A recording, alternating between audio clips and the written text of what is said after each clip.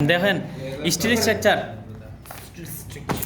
এই অঙ্কটা আগে দেখি আমরা, হ্যাঁ কীভাবে করতে হবে আগে এটার জিনিসটা বুঝতে হবে বিষয়টা। যেমন আমরা স্টিলের নৌকা দেখি না, স্টিলের নৌকাগুলার একটা প্লেন শিট আর একটা প্লেন শিটের সাথে জোড়া লাগাইয়া তৈরি করা হয়, ঠিক আছে? তাহলে মনে করি একটা প্লেন শিট ছোটো আর একটা প্লেন শিট মনে করো আমি জয়েন্ট দিব ওয়েল্ডিং দিয়া। তাহলে ওয়েল্ডিং দেখা যায় এই যে এইভাবে এই সাইডগুলোতে দেওয়া হয়, ঠিক আছে না? আচ্ছা, ইলেকট্রোড দেওয়া, আর্থ ইলেকট্রোড, তো এটার অনেকগুলা বলতে পারে যে এটার বল কত, অথবা এই যে কোনো একটা, মানে এটার মেইনলি হলো বাইর করার ফর্মুলাটা হইলো তোমার এই অঙ্কগুলো করার ফর্মুলাটা হইলো P = L। সেটা কত নাম্বার হতে স্যার? এটা হ্যাঁ কত নাম্বার হতে করছে? আচ্ছা দেখো ভাই যে P মানে হইলো বল, হ্যাঁ কথা বুঝো। জি স্যার। L মানে হইলো দৈর্ঘ্য, L মানে দৈর্ঘ্য। দৈর্ঘ্য কিসের দৈর্ঘ্য? এই যে কতটুকু জায়গার মধ্যে আমি জোড়া দিচ্ছি এইটা। যেমন এই যে এইখান থেকে এই পর্যন্ত যদি থাকে 5 মিটার, তাহলে এখান থেকে এই পর্যন্ত কি 5 মিটার না? জি স্যার। 5, আর এটা মনে করো আবার 7 মিটার দেওয়া আছে, 7 সেন্টিমিটার আর কি। তাহলে 5 5 10 আর 7 কত হইলো? 17। তাহলে এল এর ভ্যালু হইলো 17 সেন্টিমিটার। তার মানে দৈর্ঘ্য কত হইলো? দৈর্ঘ্য। এফ হইলো পীড়ন, স্ট্রেস। এফ হইলো পীড়ন, সবসময় প্রশ্নের মধ্যে দেওয়া থাকবে। আর টি হইলো না, টি হইলো কে এস। কে হইলো একটা ধ্রুবক, এটার মান সবসময় 70%। তো 70% মানে 0.70। আর এস হইলো ফিলেটের আকার, এস হইলো ফিলেটের আকার, প্রশ্নের মধ্যে দেওয়া থাকবে। হ্যাঁ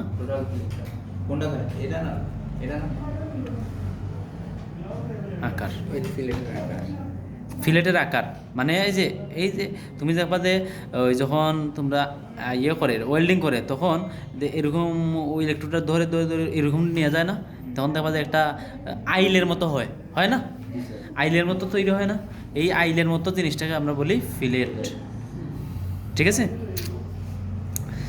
এফটি। তাহলে এই যে এটা দিয়ে অঙ্ক হয়ে যাবে। তাহলে একটা অঙ্ক আমরা দেখি, এই যে এটা দেখো বলছে যে চিত্র অনুযায়ী একটি টাইবারকে প্লেটের সাথে ওয়েল্ডিং করা হয়েছে, ওয়েল্ডিংয়ের শক্তি নির্ণয় করো, মানে লোড বাইর করে যে বল, এটা বাইর করতে হবে। ফিলেটের আকার কত?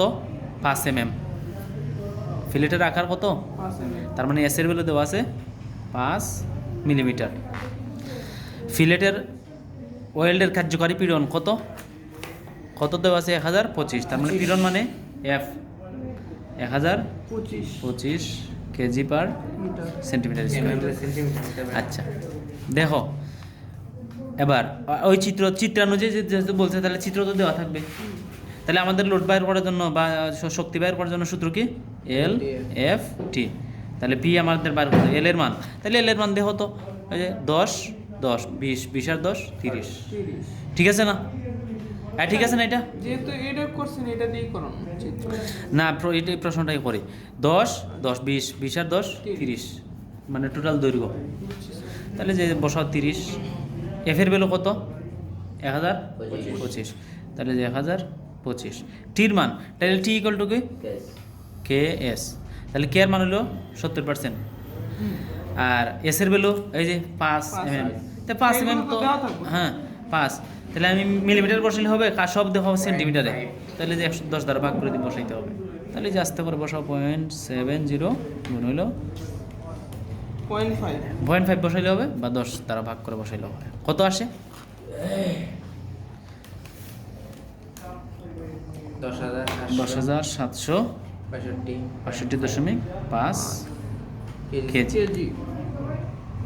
কেজি। তো এটারে 1000 দ্বারা ভাগ করলে টনে যাবে, টনে না নিলেও উত্তর হবে 1000 দ্বারা ভাগ করলে, কারণ 1 টন মানে 1000 কেজি। 10.76 টন সব দিয়ে দিলাম, ঠিক আছে? হ্যাঁ এটুকুই। এইখানে নাই যে এইটা, তাহলে এক্সাম্পল নাম্বার এটা হলো 2। এটা দেখেন 7 মিলিমিটার পুরোতে দুটি পাতকে ওয়েল্ডিং জোড়া দেওয়া হয়েছে। ফিলেটের আকার কত? 5, মানে এস এর ভ্যালু। কার্যকারী পীড়ন মানে এফ। পাতের অনুমোদনযোগ্য পীড়ন 1420। এটাও এফ, 1420। ল্যাপিং দৈর্ঘ্য এক্স নির্ণয় করো, মানে ওই যে চিত্র অনুযায়ী চিত্র দেওয়া আছে, চিত্র অনুযায়ী এক্স এর ভ্যালু বাইর করতে হবে। না, এই যে এইটা তো দেওয়া আছে, এই যে এখান থেকে এই পর্যন্ত দেওয়া আছে 10 সেন্টিমিটার দেওয়া আছে না? তাহলে এই যে এইখান থেকে এই পর্যন্ত দেওয়া নাই, আর এইখান থেকে এই পর্যন্ত দেওয়া নাই, মানে একটা এক্স আবার আর একটা এক্স, তাহলে কয়টা এক্স হলো? 2টা এক্স, বা আর এটা তো আর দেওয়াই আছে।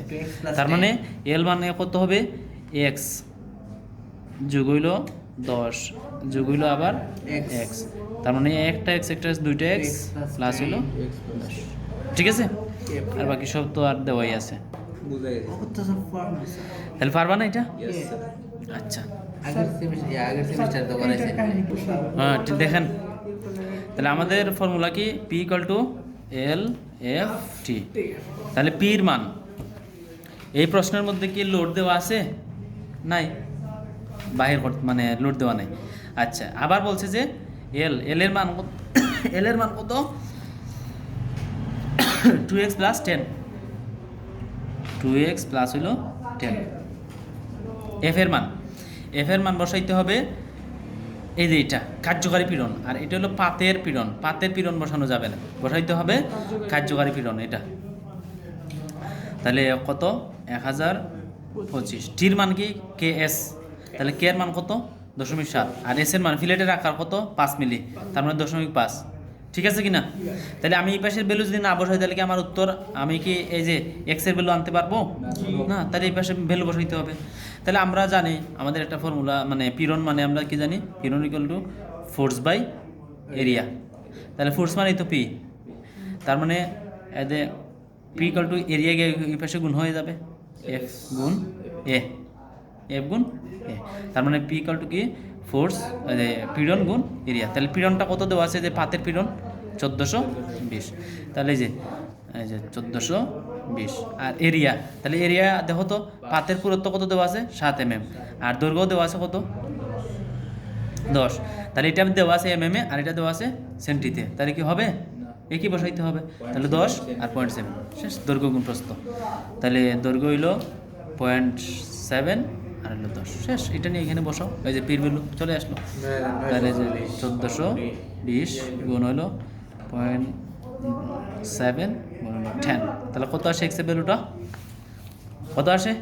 8.85 সেন্টিমিটার। তাহলে এরকমই এই যে এটা, এই যে এগুলা সব একই, পারবা তোমরা? হ্যাঁ, 2 ঘন্টা আগে